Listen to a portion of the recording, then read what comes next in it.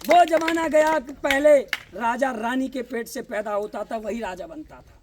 लेकिन आज मैं धन्यवाद देना चाहता हूं बाबा भीमराव अंबेडकर साहब को, जिन्होंने आपको एक वोट डालने का अधिकार दिया, बकरी और शेर को एक घाट पर पानी पीने का अधिकार दिया। साथियों, अब राजा रानी के पेट से पैदा नहीं होगा, अब राजा आपके वोट से बनेगा। साथियों, आपके वोट से बनेगा। इसलिए मैं आपको याद दिला रहा हूं, अपने इस वोट की कीमत को पहचानो।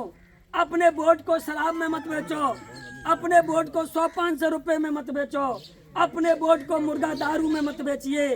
क्योंकि बाबा साहब ने संविधान लिखा था तो उसमें ये लिखा था, हे मेरे समाज के दबे कुचले भाइयों बहनों, जिस दिन आपने अपने वोट की कीमत को समझ लिया, जिस दिन आपने संसद भवन और विधानसभा भवन की तरफ रास्ता को देखने का आपने मन बना लिया, तो देश की कोई भी समस्या ऐसी नहीं है जिसे आप हल ना कर सको। साथियों, सत्ता पे काबिज हो, सत्ता पे आ जाइए, सत्ता की कुर्सी को हथियाइए। सारी समस्याओं का समाधान लोकसभा और विधानसभा है, दूसरा कोई रास्ता नहीं है। इसलिए उन्होंने कहा था कि आप पाखंड और आडंबर से दूर रहिए।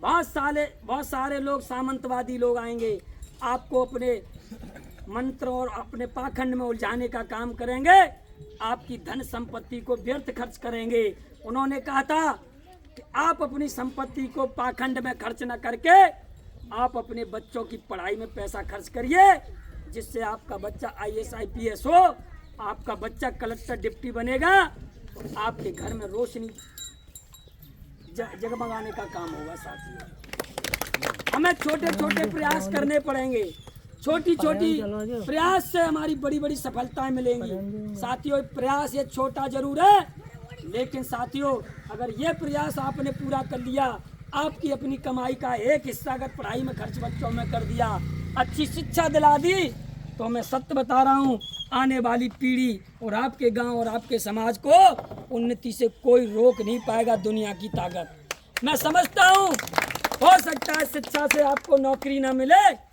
ये भी हो सकता है कि पढ़ लिख करके आपको नौकरी ना मिले, क्योंकि इस देश में भेड़िए बैठे हैं, वो बंदर बांट कर रहे हैं, जातवाद का डंका बज रहा है।